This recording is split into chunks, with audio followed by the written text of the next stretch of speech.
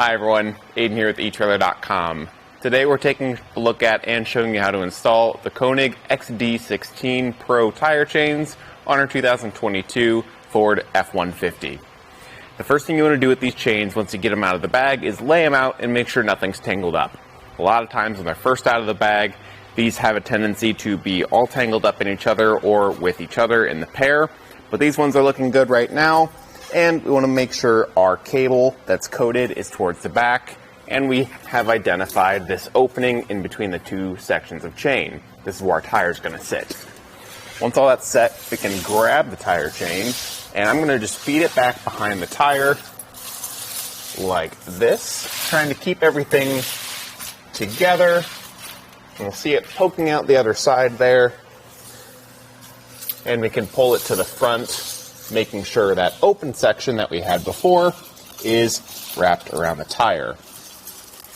That looks pretty good right there. And we can grab these two sections of cable and bring it up together in the wheel well, where we'll attach this stud to this catch right here, and then drape the chain over the tire, keeping your hand on it until we make a connection in the front, this red link with this red hook, to make sure it doesn't fall down. Then we can push this back behind the tire and get everything centered up. This cross section of chain right here is a great guide to figure out if we're centered up or not. You can see this needs to get pushed back a bit more still. And right about there is looking pretty good. There we go. Once that's done, we can come to the bottom, and we've got our red catch right there, and our built-in tensioner. I'm going to feed the tensioner through the catch and pull it tight. You'll hear this one start to click as it gets tighter. I'm going to get it pretty much as tight as I can, and then feed it through these red hooks. Now this one is kind of flipped right now, so I'm actually going to flip it around myself. There we go. Feed the chain in there, and then pull it across to the other side to apply tension. Might be a little tough to get it hooked on, but that's a good thing for the overall tension of our tire chains. Right there. And that is looking pretty good.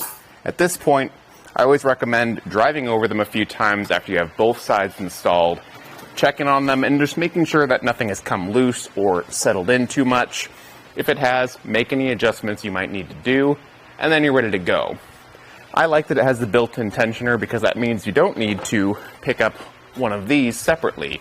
These rubber tensioners, we often recommend them for other people with the ladder pattern style chains, but it's nice that we don't need to think about that with this. It's just built right into the tire chain.